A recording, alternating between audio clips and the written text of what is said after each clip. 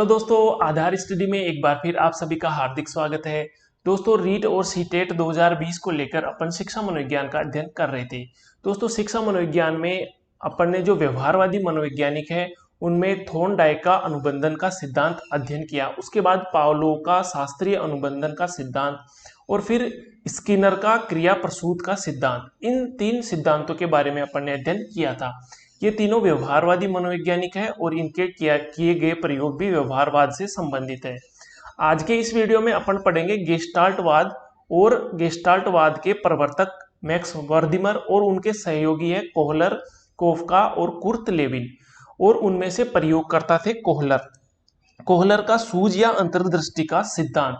यह सिद्धांत क्या कहता है, कोहलर ने किस जानवर पर प्रयोग किया और क्या प्रयोग किया, और इस प्रयोग का शिक्षा की दृष्टि से क्या महत्व है, और आपके रीट के एग्जाम में कहां से क्वेश्चन पूछे जाते हैं, इन सब के बारे में आज के इस वीडियो में अपन चर्चा करने वाले हैं। दोस्तों, अभी तक आपने हमारा चैनल सब्सक्राइब नहीं किया है तो सब्सक्राइब कर लीजिए, और अगर वीडियो आपको पसंद आता है तो वीडियो को लाइक भी जरूर कीजिएगा। चलिए दोस्तों, स्टार्ट करते हैं कोहलर का सूझ या अंतर्दृष्टि का सिद्धांत। उससे पहले अपन देखते हैं कि गेस्टाल्टवाद क्या होता है। दोस्तों, गेस्टाल्ट एक जर्मन भाषा का शब्द है। गेस्टाल्ट जर्मन भाषा का शब्द है जिसका अर्थ होता है समग्र या पूर्ण आकार या पूर्ण आकृति भी इसको बोल सकते हैं। इसका अर्थ अपन ये कह सकते हैं कि व्यक्ति जब किसी चीज को देखता है तो वो उसके विशेष चीज पर गौर नहीं करता है, वो उसको पूर्ण रूप में समग्र आकृति के रूप में देखता है। जैसे जब आप पहली बार किसी व्यक्ति को देखते हो तो उसका नाक नक्श या केवल आंख पर या केवल कान पर गौर नहीं करते, उसको एक बार संपूर्ण पूर्ण आकृति देखते हो। तो यही गेस्टाल्टवाद है और इसका अर्थ होता है समग्रकार या पूर्ण आकृति, जिसका संबंध समस्या से लिया गया है इसमें कि व्यक्ति जब किसी समस्या को देखता है तो वो समस्या का पूर्ण आकार समग्र आकृति देखता है, जिसके बारे में अपन आगे चर्चा करेंगे। इसके बाद है गेस्टाल्ट स्कूल का जन्म, या अपन ये कह सकते हैं जो गेस्टाल्टवाद है स्कूल से यहाँ मतलब कोई विद्यालय से नहीं है। गेस्टाल्टवाद का संबंध या गेस्टाल्टवाद का जो जन्म है वो 1920 में जर्मनी में हुआ था। और दोस्तों, गेस्टाल्टवाद जो सिद्धांत है इसके प्रवर्तक मैक्स वर्दिमर माने जाते हैं, और गेस्टाल्ट ये जो सिद्धांत है इसके प्रवर्तक मैक्स वर्दिमर है। दोस्तों, यहाँ पर ध्यान देने योग्य बात यह है कि गेस्टाल्ट सिद्धांत का प्रवर्तक, अगर आपको एग्जाम में प्रवर्तक पूछे तब मैक्स वर्दिमर आंसर आएगा, और अगर आपको सूझ या अंतर्दृष्टि के सिद्धांत का प्रयोगकर्ता पूछे तब आंसर में कोहलर आएगा, और कोहलर के सहयोगी थे कोफका। तो ये चार व्यक्ति है, मैक्स वर्दिमर, कोहलर, कोफका और कुर्ट लेविन। ये चारों गेस्टाल्टवाद से संबंधित हैं। इन चारों के नाम आपको ध्यान में रखने हैं।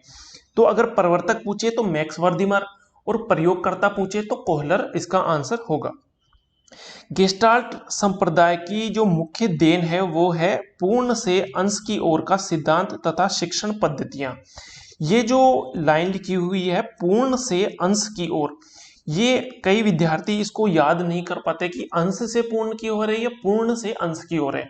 तो आपको ये ध्यान में रखना है कि ये पूर्ण से अंश की ओर है। कैसे याद रखोगे कि यहाँ पर अपन बात करते हैं समग्र आकृति या पूर्ण आकार, यहाँ पे स्टार्टिंग में पूर्ण शब्द आ रहा है तो यहाँ पे भी आपको देखना है ये पूर्ण से अंश की ओर है गेस्टाल्टवाद। तो गेस्टाल्ट संप्रदाय की जो मुख्य देन मानी जाती है वो पूर्ण से अंश की ओर, कोई भी पाठ्यक्रम हो कोई भी क्रिया हो वो पूर्ण से अंश की ओर चलती है। और शिक्षण में जो शिक्षण पद्धतियां हैं वो गेस्टाल्ट संप्रदाय की मुख्य देन मानी जाती है। गेस्टाल्टवादी मनोवैज्ञानिक वातावरण को अधिक महत्व और भौतिक वातावरण को कम महत्व देते थे, अर्थात वातावरण को अधिक महत्व दिया है गेस्टाल्टवादियों ने और भौतिक वातावरण को कम महत्व दिया है। वातावरण को अधिक महत्व देने का अर्थ है कि ये प्रति व्यक्ति, हर पर्सन टू पर्सन ये वेरी करता है, हर व्यक्ति का वातावरण अलग होता है, तो ये इन्होंने वातावरण को अधिक महत्व दिया है। आगे बात करते हैं कोहलर का सूझ या अंतर्दृष्टि का सिद्धांत क्या है, इसके बारे में चर्चा करते हैं। कोहलर ने वन मानुस और चिंपांजियों पर प्रयोग किए थे। दोस्तों, कोहलर ने 6 वन मानुस या 6 चिंपांजियों पर प्रयोग किए थे, और जिस वन मानुस द्वारा सूझ या अंतर्दृष्टि दिखाई गई, जिस वन मानुस द्वारा अंतर्दृष्टि या सूझ उन 6 में से दिखाई गई उसका नाम था सुल्तान। उसका नाम सुल्तान था। तो ये नाम भी आपको ध्यान में रखना है कि जिस वन मानुष पर प्रयोग किया गया, कुल 6 वन मानुषों पर प्रयोग किया गया, उनमें से जो सूझ या अंतर्दृष्टि जिस वन मानुष ने दिखाई वो उसका नाम था सुल्तान। तो कोहलर ने सुल्तान नामक चिंपैंजी पर प्रयोग किए थे, वन मानुष और चिंपैंजी पर इन्होंने प्रयोग किए थे। अंतर्दृष्टि तब पैदा होती है जब सीखने वाला कार्य में छिपे हुए संबंध साहचर्य को देख लेता है, इसे आहा अनुभव भी कहते हैं। अर्थात कि कोई भी अंतर्दृष्टि तब पैदा होती है जब आप पूरी समस्या के आपस में क्या साहचर्य, क्या संबंध है, इस पूरी समस्या को आप जब समझ जाते हैं तब अंतर्दृष्टि या सूझ अपने आप व्यक्ति के मन में पैदा होती है। जब आप किसी मैथ के क्वेश्चन को सोल्व करते हैं तो जब आपको समस्या पता नहीं चलेगी, आपस में संबंध साहचर्य नहीं बनेगा, तब तक आप पूरी समस्या को समझ नहीं पाओगे। और जब समस्या को समझ लोगे तब अचानक आप में सूझ या अंतर्दृष्टि पैदा हो जाती है। उसी अंतर्दृष्टि को आहा अनुभव कहा गया है, जिसको अपन सामान्य भाषा में ये आइडिया भी बोलते हैं कि आइडिया, या अब बोलते हैं कि अब आ गया। ये सब जो शब्द अपन काम में लेते हैं वो आहा अनुभव है। वो एक अपने अंदर सूझ पैदा होती है, अपने अंदर एक अंतर्दृष्टि पैदा होती है। कोई भी समस्या आती है, जब अपने को उसका अचानक से समाधान अपने मन में आता है, उसी को अंतर्दृष्टि या सूझ का सिद्धांत कहा गया है। कोहलर का जो प्रयोग था वो प्रयोग क्या है, इसके बारे में चर्चा करते हैं। कोहलर ने जो वनमानुष है, जो चिंपैंजी है, उसका नाम सुल्तान था। कोहलर ने क्या किया, अपने एक रूम में एक केले का गुच्छा अपने दीवार पर ऊपर छत पर टाका, और उस नीचे कुछ कमरे में कुछ बॉक्स रखे हुए थे, कुछ लकड़ी के टुकड़े रखे हुए थे, और जो वनमानुष था, जो चिंपैंजी था जिसका नाम सुल्तान है, उसको अंदर रखा गया। वो भूखा था, अब उसको वो केले प्राप्त करने थे। तो जो वनमानुष था, जो सुल्तान था, उसने क्या किया, पहले तो वो केलों पर ऐसे ही झपट्टे लगाता है लेकिन वो उन तक पहुंच नहीं पाता। फिर उसने इधर उधर देखा तो देखा कि वहां पर कई सारे बॉक्स रखे हुए हैं, जैसा कि आप चित्र में देख रहे होंगे। इन बॉक्सों को उसने एक के ऊपर एक बॉक्स लगाया और बॉक्स के ऊपर चढ़ा और उन केलों को उसने प्राप्त कर लिया। जब वो इधर उधर देखा, उसके सामने वो उसने पूरी समस्या को समझ लिया कि ये केले में प्राप्त नहीं कर पा रहा, तो इधर उधर उसने देखा।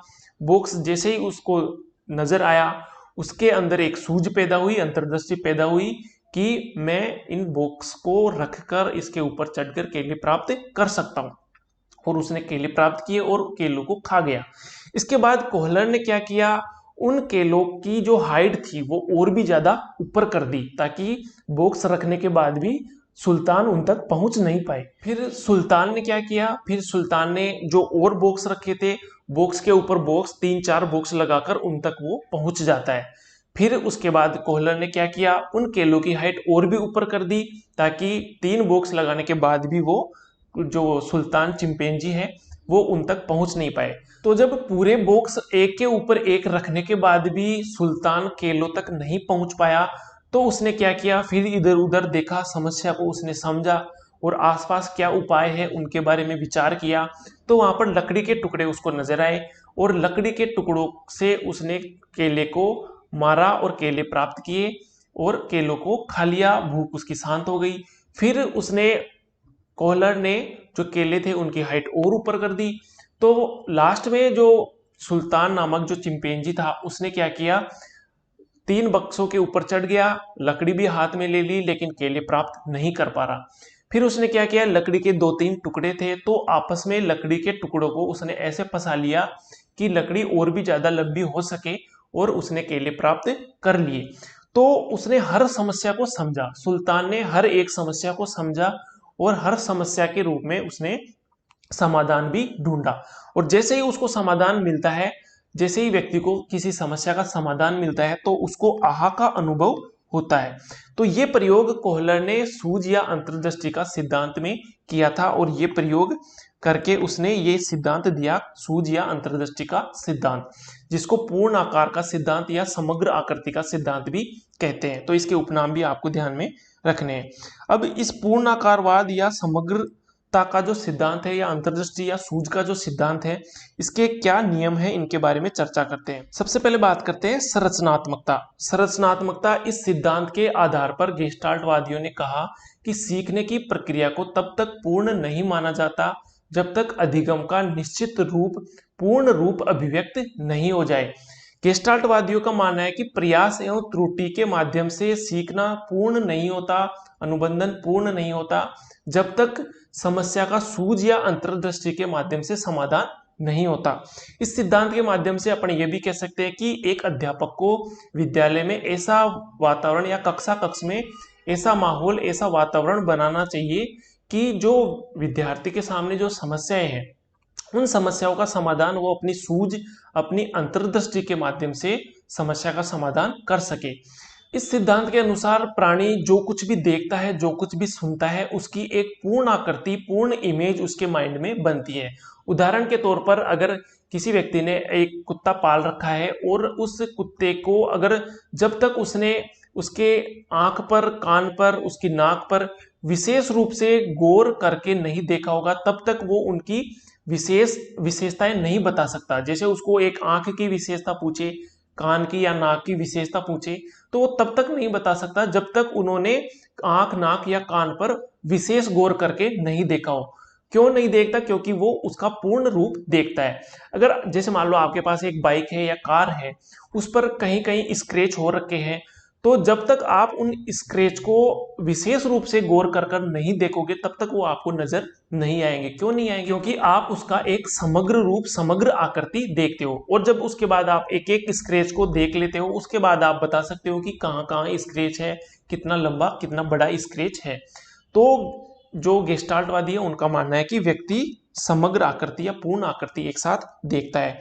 इसके बाद है समानता का नियम। समानता का नियम अर्थात जो वस्तु आपस में समान होती है उनसे अपना अनुबंध बनता है। जैसे उदाहरण के तौर पर, जैसे आप अपनी पुरानी पुरानी फोटोज देखोगे अपने विद्यालय की, जब आप पढ़ते थे, तब आपको कोई दोस्त नजर आता है, तो उस दोस्त को देखने के बाद उसका कोई दोस्त था जो उसके साथ अधिक समय बिताता था, उसकी भी आपको इमेज उसको देखने से प्राप्त होती है। जैसे आपका कोई दोस्त था और उसका कोई दोस्त था, तो उसकी भी याद उसको देखने से आती है। तो ये जो समानता का नियम है, ये अनुबंध बनाता है दो वस्तुएं अगर आपस में समान हो। उसके बाद है समीपता का नियम। समीपता का नियम अर्थात कोई भी दो अवयव, कोई भी दो उद्दीपक आपस में समीप है, तो उनमें अपन जब तक क्लियरिफिकेशन अलग अलग उनका अच्छे से नहीं करेंगे, तब तक आप उन दोनों में कंफ्यूज होते रहोगे।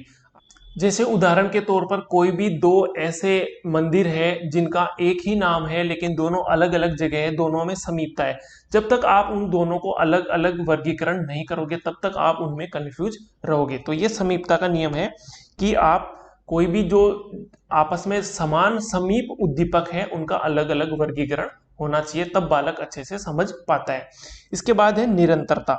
निरंतरता, इस नियम में यह कहा गया है कि कोई भी दो वस्तुएं हैं वो आपस में सदृश्य या प्रत्यक्षकरण का संबंध आसानी से उनमें बन जाता है। जैसे अब अगर आप एक पके हुए आम की अगर इमेज देखोगे, तो पके हुए आम की इमेज देखते ही आपको ये एहसास अपने आप ही हो जाएगा कि ये आम मीठा होगा, इसमें से अच्छी मनमोहक सुगंध आ रही होगी। तो ये सब चीजें निरंतरता के सिद्धांत में मानी गई है। इसके बाद आगे अपन बात करते हैं सूझ या सीखने की क्या विशेषताएं हैं। सूझ में बुद्धि को काम में लेना पड़ता है, बिल्कुल सामान्य सी बात है। जब तक आप समस्या का पूर्ण रूप से समाधान नहीं खोज लोगे, वो समाधान आप बुद्धि के माध्यम से ही खोज पाओगे। तो बुद्धि सबसे ज्यादा काम में ली जाती है सीखने के सिद्धांत में, सूझ या अंतर्दृष्टि के सिद्धांत में। इसके अलावा जो प्रयास है और त्रुटि का जो सिद्धांत है उसमें अभ्यास पर अधिक बल दिया गया है, और सूझ या सीखने के सिद्धांत में बुद्धि पर अधिक बल दिया गया है। इसके अलावा सूझ की विधि में सीखना प्रत्यक्षीकरण पर निर्भर होता है। अंतर्दृष्टि के मूल में प्रयास एवं त्रुटि रहती है। जब तक समस्या का पूर्ण रूप से प्रत्यक्षीकरण नहीं होता, अंतर्दृष्टि संभव नहीं हो पाती। जब तक सुल्तान ने पूरी समस्या को नहीं समझ लिया, तब तक उसने बॉक्स को एक से ऊपर एक रखने की उसमें अंतर्दृष्टि सूझ पैदा नहीं हुई थी। तो ऐसे ही जब तक प्राणी पूरी समस्या को समझ लेता है, तब उसमें अंतर्दृष्टि या सूझ संभव हो पाती है। सूझ द्वारा सीखना स्पष्ट तथा स्थायी होता है। अंतर्दृष्टि में पूर्व के अनुभव सहायक होते हैं। अगर आप में अंतर्दृष्टि पैदा होती है तो उसके लिए आपके पूर्व के अनुभव काम में आते हैं। लेकिन सूझ द्वारा सीखना स्पष्ट और स्थायी होता है। जब आप रटने के माध्यम से सीखते हो, प्रयास एवं त्रुटि के माध्यम से सीखते हो, बार बार अभ्यास करने के माध्यम से सीखते हो, तो उसको स्थायी नहीं कहा गया है गेस्टाल्टवादियों द्वारा। एक उदाहरण के तौर पर अपन देखें कि विद्यालय में आपने फर्स्ट क्लास से लेकर आप 12th तक पढ़े हो या पूरी कॉलेज पढ़े हो, 12th तक विद्यालयों में प्रार्थना सभाएं आयोजित की जाती थी और आपने 12 साल तक रेगुलर प्रार्थना सभा में आप गए हो, आपने प्रार्थना बोली है। लेकिन अगर आज आपको पूछे तो वो आपको याद नहीं रहेगी, जबकि आपने 12 साल तक उसका अभ्यास किया है, 12 साल तक आप रेगुलर उसको बोले हो, लेकिन फिर भी आपको वो याद नहीं है। तो इस आधार पर अपन कह सकते हैं कि प्रयास एवं त्रुटि या अभ्यास बार बार किया जाता है तो वो भी आपकी स्मृति में से खो सकता है।